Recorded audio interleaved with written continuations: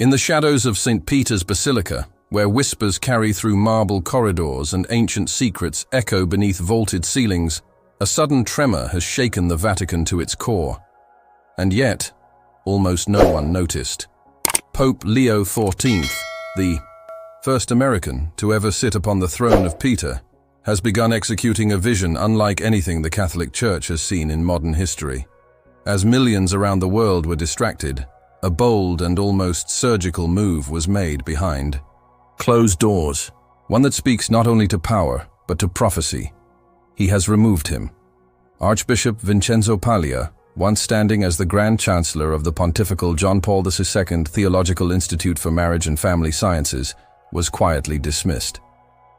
No grand announcement, no worldwide press conference, just a calculated replacement, as Cardinal Baldassare Reina, Pope Leo's own vicar for the Diocese of Rome, swiftly assumed the post.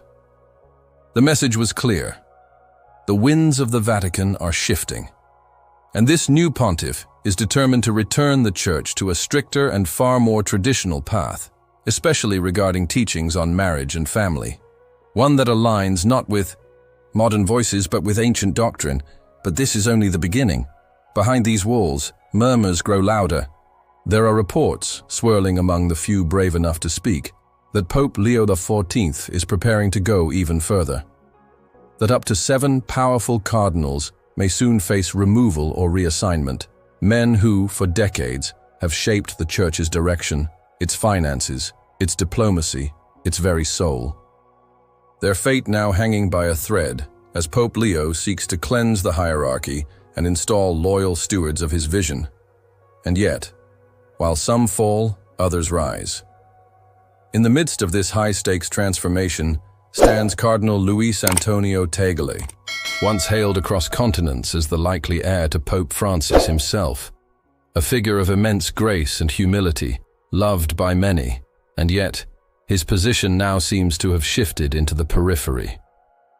Despite his once bright star dimming in the complex politics of the Curia, he remained steadfast. Recently, in a deeply emotional moment, he led a rosary in memory of Pope Francis at the Basilica of St. Mary Major, a silent prayer for a church that stands at the edge of an unfolding storm. But beneath the surface, what is really happening? For many, this sudden purge resembles not merely administrative adjustments, but the opening moves of a spiritual realignment, a Vatican thriller unfolding in real time. As Pope Leo XIV tightens his grip, some whisper of unseen hands guiding these decisions. Is this a divine purification, or the beginning of an even more dramatic battle within the Church itself? Could this be the unraveling of hidden alliances, silent pacts, and secret influences that have long operated beneath the Vatican's sacred marble? Every decision Pope Leo makes seems to carry both heavenly weight and earthly danger. For in the Vatican, nothing is accidental, and as the days pass, tension rises. Will Pope Leo XIV succeed in purging the old guard entirely, or will opposition grow from within the very College of Cardinals that once crowned him? Even more unsettling, who exactly are the remaining cardinals now under quiet investigation? Who will be next? The world watches the surface, but it is within these shadowed corridors where history is being rewritten. The bells of Rome toll as they always have, ancient witnesses to sacred traditions. But beneath their timeless chime, something unprecedented is unfolding. Pope Leo XIV's quiet purge is not merely administrative. It is spiritual warfare clothed in the robes of diplomacy. Those who have ruled these marble halls for decades now feel the chill of uncertainty creeping behind them. These were men once untouchable, men who shaped conclaves, orchestrated decisions behind heavy doors, whispered into the ears of popes, and steered the Church's global course like invisible helmsmen. But now, one by one, their foundations tremble. Whispers echo through dimly lit corridors. Who will be next? Which cardinal's power will vanish overnight? Sources inside the Curia hint that dossiers have already been compiled, secret files carefully prepared long before Pope Leo XIV ever ascended to the chair of Peter. Some say these files contain details few would dare to put in writing. Political deals, alliances, financial irregularities, and perhaps even darker allegations buried beneath layers of silence. And now, those files may serve as weapons or bargaining chips in the hands of the new pontiff who came not to negotiate, but to cleanse. The question haunting many is simple yet terrifying. Is this Pope Leo's true mission? For years, the Church has teetered between tradition and modernity, between eternal doctrine and evolving interpretations. Pope Leo XIV, with steady hands and piercing eyes, appears to be making his allegiance known, not to the world's applause, but to heaven's mandate. And with every removal, every reassignment, he sends a message not just to Rome, but to the entire global body of believers. This Church belongs to Christ alone. And yet, not all stand in opposition to his mission. In the East, across oceans and continents, Cardinal Luis Antonio Tagle observes the unfolding drama with a mix of reverence and caution. Once declared by many as the heir apparent to Francis, the Asian Francis they called him, his path has now taken a quieter turn. Still deeply respected, still carrying the hopes of millions, Cardinal Tagle remains publicly loyal to Pope Leo XIV, calling him a missionary shepherd who leads by listening. But behind that gentle statement, analysts sense an unspoken calculation: survival. For in the Vatican, loyalty can be as much a protection as it is a prison. What many do not realize is that Tagle's survival may be more critical than ever. As power reconfigures, factions regroup behind the scenes. Every move Pope Leo makes leaves both allies and enemies watching with sharpened eyes. There are rumors, unsettling ones, of certain cardinals quietly meeting behind closed doors, exchanging whispered fears of what Pope Leo's ultimate vision may entail. Some fear not just a return to orthodoxy, but a full dismantling of power structures that have shielded many for decades. And looming beneath it all, the question of the third secret of Fatima continues to haunt the faithful. Was this restructuring seen by the seers of Fatima? Was this foretold, that the great city of Rome would undergo purification by fire, not of flame, but of judgment? Are we witnessing the unsealing of scrolls long hidden? For some theologians, Pope Leo XIV's actions are not political moves, but fulfillments of ancient prophecies whispered by visionaries and saints, warnings of corruption within the very heart of the Church that must be purged before the final tribulations. The College of Cardinals, once a fortress of stability, now feels more like a chessboard where every piece is being rearranged, and some removed entirely. As for those 6 or 7 influential cardinals rumored to be under quiet review, their names are known only to a few. But if they fall, the seismic aftershocks will not be contained within Vatican walls. Entire dioceses could lose their protectors. Religious orders may shift allegiances. Vast financial networks tied to foundations, institutions, and global missions could unravel overnight, and through it all, Pope Leo remains remarkably calm. Publicly, his face is that of a shepherd, compassionate, prayerful, deliberate. But privately, even his closest confidants say that he carries a burden few men could endure, for he believes his mission is not one of choice, but of divine assignment. That heaven itself has placed him in this hour, not to preserve comfort, but to enact judgment. Rome grows tense. The crowds that gather in St. Peter's Square cheer as always when he appears at the window. But beneath the applause, a nervous current flows. The diplomats, the bishops, the journalists, all are trying to decipher where this will lead. For they know, if even a single cardinal of great power is publicly removed, if even one name falls, the dam may break. And once the floodwaters are released, no one will be able to predict how far they will spread. The Vatican press office, as always, remains silent on these internal matters. But silence in Rome is never empty. It is heavy, it is loaded. And soon, perhaps very soon, the silence may be shattered. Behind the sealed doors of the Apostolic Palace, where centuries of power have been negotiated with a single nod or glance, the atmosphere has thickened. The cardinals walk the marbled halls not with the air of rulers, but of men summoned before a judgment they never prepared for. The eyes of Pope Leo XIV seem to pierce through their robes and titles into the hidden vaults of conscience they thought long buried. Each meeting with the Holy Father now carries the unspoken dread. Will I be next? Outside these sacred walls, few understand the gravity of what is unfolding. This is not a routine administrative reshuffle. This is the Vatican standing on the edge of a precipice where power, prophecy, and divine will collide. Rome has seen political storms, scandals, even betrayals before.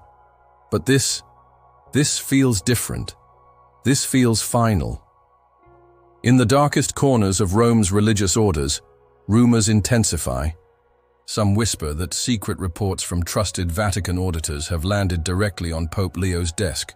Dossiers exposing decades of quiet compromises, financial entanglements, and perhaps most dangerous of all, the infiltration of secular ideologies that have slowly corroded the Church's foundation.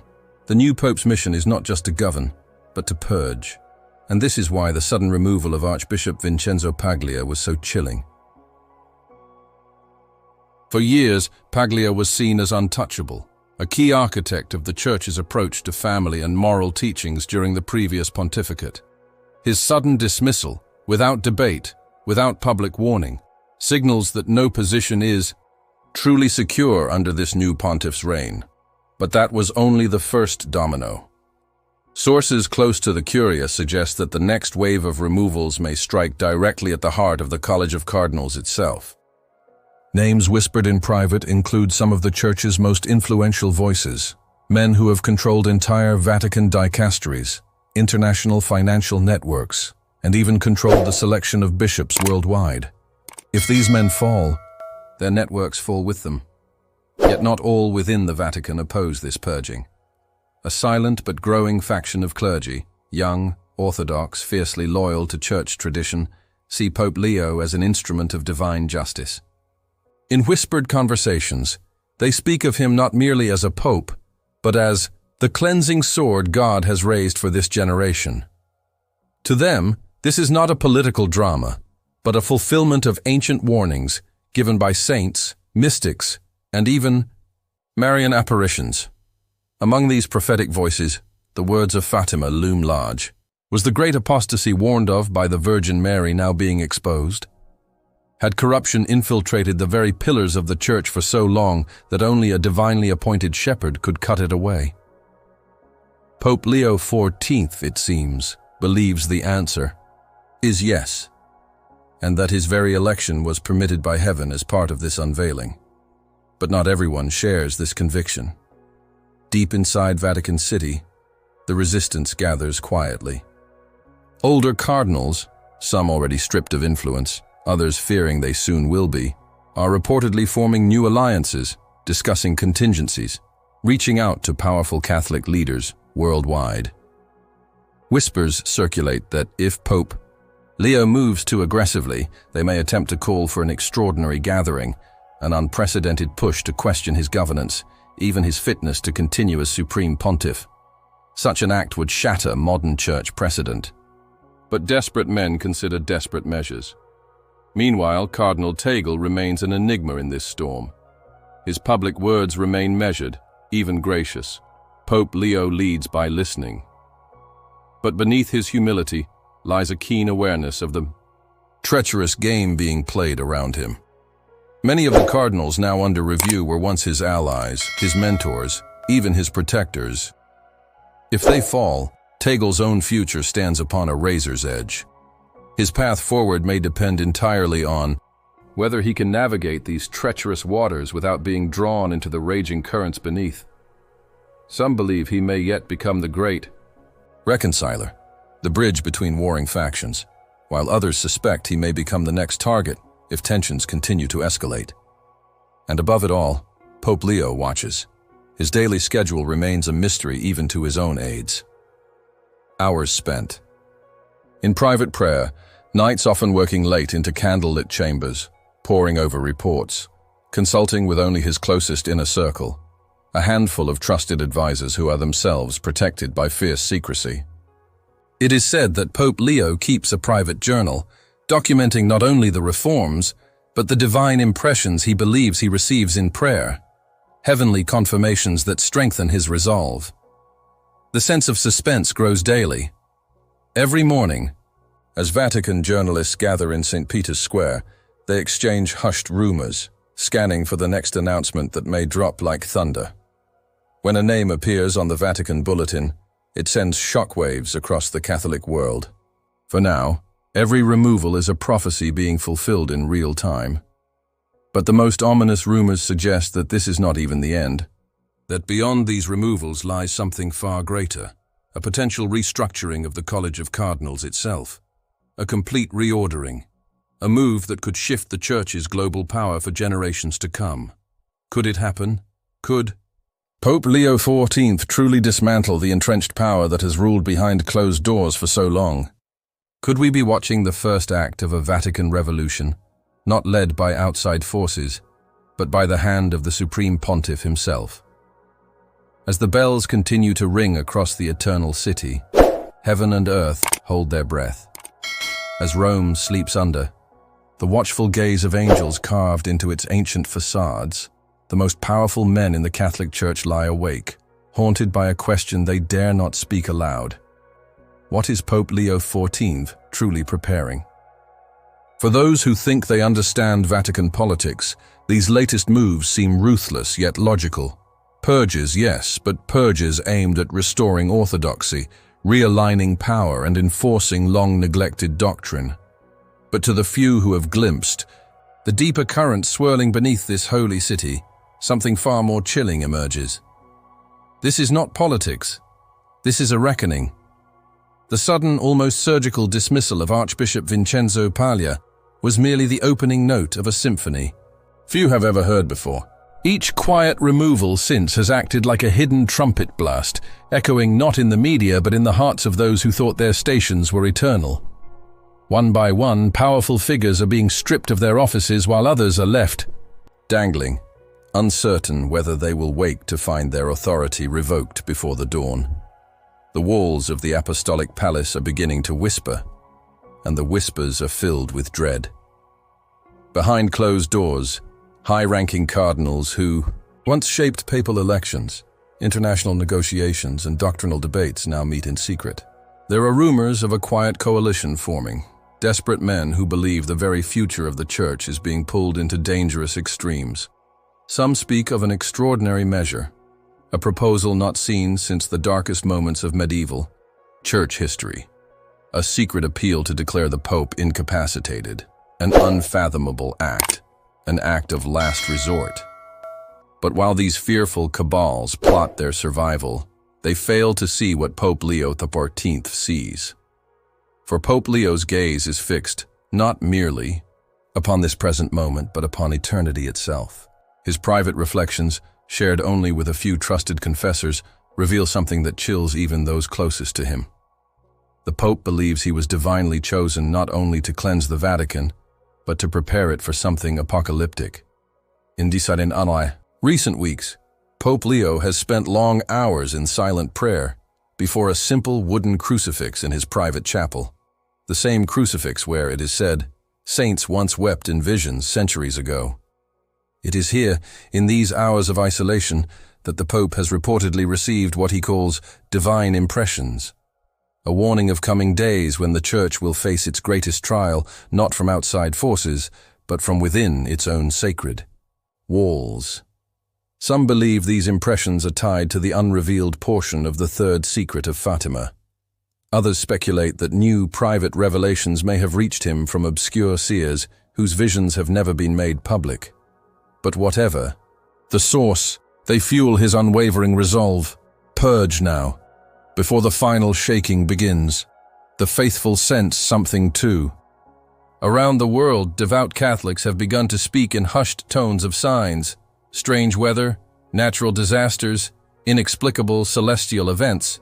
They pray rosaries not merely for peace, but for protection.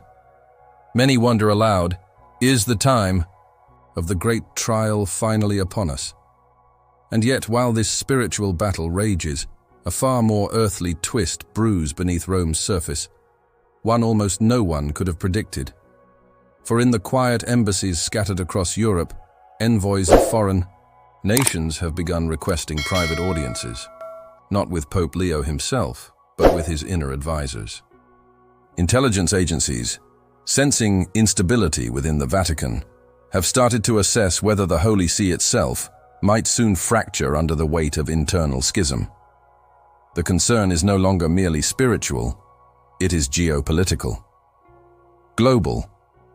Superpowers now analyze the Vatican as they would a fragile state on the brink of collapse. But the greatest shock came only days ago. Unknown to almost every Vatican observer, an encrypted diplomatic message was quietly delivered from an unexpected source, Beijing. According to multiple confidential leaks, high-level Chinese intermediaries have proposed what can only be described as an unprecedented secret pact, one that would grant certain unprecedented freedoms to underground Catholics in exchange for the Vatican's silence on internal Chinese policies.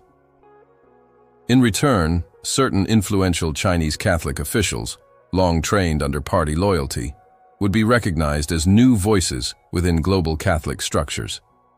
It is unclear who in Rome authorized the initial reception of this message, but the fact that such a conversation has even begun reveals something unthinkable. While the world watches Pope Leo XIV purge his internal enemies, an entirely separate battle for the very soul of the Catholic Church may be quietly unfolding between Rome and Beijing, a battle that, if consummated, could permanently alter the face of global Christianity. In the marble silence of St. Peter's, the faithful still gather, but overhead, a new storm gathers its strength. The Church stands not only at the edge of internal reformation, but at the edge of becoming a pawn in the greatest spiritual chessboard the world has ever seen. The question is no longer whether Pope Leo XIV will succeed in his purge. The question now is, will the Church that survives still be the Church that Christ founded?